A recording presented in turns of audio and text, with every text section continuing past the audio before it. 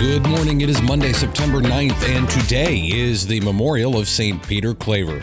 This is Michigan Mornings from Ave Maria Radio and the Ave Maria Radio app. I'm Matthew Handley. Coming up, it's been 20 years since George Weigel published his biography on Pope John Paul II. He'll share some thoughts, but first, this news. An appeals court in Michigan has ruled that Robert F. Kennedy Jr. must be removed from the presidential ballot in November. Last month, RFK ended his long-shot presidential bid and endorsed former President Donald Trump, but a court in Michigan ruled he couldn't remove his name from the ballot. Secretary of State Jocelyn Benson's office says they will be appealing the decision to the Michigan Supreme Court. U.S. Senate candidates Alyssa Slotkin and Mike Rogers will hold a debate in October in the studio of WXYZ TV in Detroit. That debate is set for October 14th. The city of Detroit has relaunched its photo ID program after suspending it in 2022 because of hacking concerns. The city's chief public health officer, Denise Ferrazzo, says it opens doors for people. It takes about 10 minutes to get your application completed and you get your ID. This card opens doors, so it allows you to open up a bank account or to go to the library or even get access to healthcare services. The city had a waiting list of around 1,000 people, and the photo ID program started again on Saturday. People can either visit the Detroit Health Department or Patton Recreation Center during regular business hours to receive the card. The program is connected to 3 credit unions, so people can set up new accounts. Jim Dreyer says he will not attempt to swim across Lake Michigan again until 2027. Dreyer has tried twice to swim from Grand Haven to Milwaukee this summer, but had navigation and weather issues with the last attempt that started on September 2nd. The 61-year-old said he will focus on planning a relay swim to commemorate the 50th anniversary of the sinking of the Edmund Fitzgerald, and in 2026 he will launch another swimming-related venture. Dreyer first swam across Lake Michigan in 1998. The Lions are beginning the season 1-0 after their overtime victory against the Los Angeles Rams last night at Ford Field. Detroit trailed most of the game until former Michigan Panthers kicker Jake Bates tied the game with a field goal in the fourth quarter. Here's head coach Dan Campbell. We eventually found our rhythm. We did what we had to do, and I said it early in the week, the team that makes the most mistakes is the one who usually loses these early games, and we made one less mistake. So now we just got to improve from there. The final score was 26-20. Next Sunday, the Lions take on the Tampa Bay Buccaneers in Detroit. That game will be at 1 p.m. on Fox. In college football, Michigan lost to number 3 ranked Texas at the Big House in Ann Arbor on Saturday. That final score was 31-12.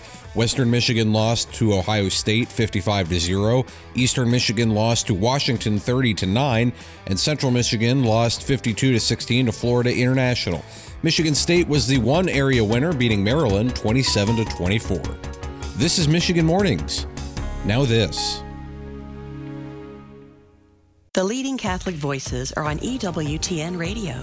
We want listeners to see that God has a unique and unrepeatable plan for their lives and how to rejoice in the work God's doing in their hearts and in their homes.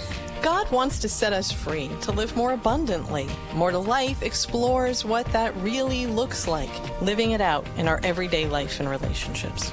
More to Life with Dr. Greg and Lisa Popchak.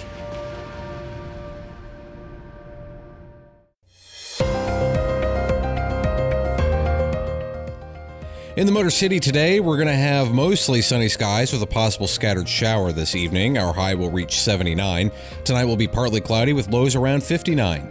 Tomorrow we can expect some fog in the morning commute. That will eventually clear and we'll have sunny skies with a high around 78. Wednesday and Thursday will both be sunny with highs in the mid-80s.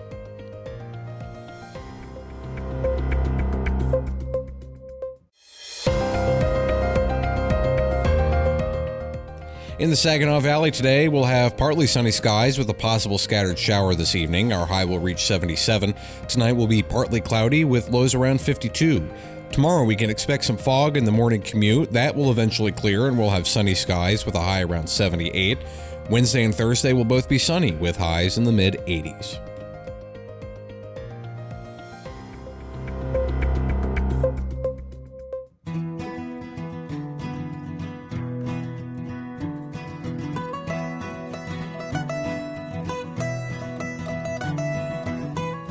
It has been 20 years since George Weigel's comprehensive biography of Pope John Paul II was released. He joined Marcus Peter on Ave Maria in the afternoon to discuss his experience writing it. The original manuscript of Witness to Hope was over 2,000 double-spaced pages, which I wrote in something like 11 months, because I spent the first year and a half of 96 and all of 97 in gathering as much material as I could, talking to as many people as I could, reading as much as I could, in order to begin writing the story, which I did not begin to write until January 2nd, 1998. Wow. Fortunately, I had very, very fine editorial assistants at HarperCollins, so what was this monstrous manuscript of some 2,200 pages eventually got whittled down to something like 1,400 manuscript pages, which became a 950-page book. How that all happened, I really can't quite reconstruct. Although I think the energy that I felt during that reflected the fact that I believed that much of my previous life had been a preparation for exactly this job. And I reflect on that in that third book of the trilogy, Lessons in Hope, all these things that seem serendipitous or happenstantial or just accidents of history in my life between 1951 and 1996 that turned out to be great preparation for telling the story of John Paul II. So I think that was an energizing thing. Witness to Hope is available in the online bookstore at AveMariaRadio.net, and catch Ave Maria in the afternoon with Dr. Marcus Peter weekdays at 4 p.m.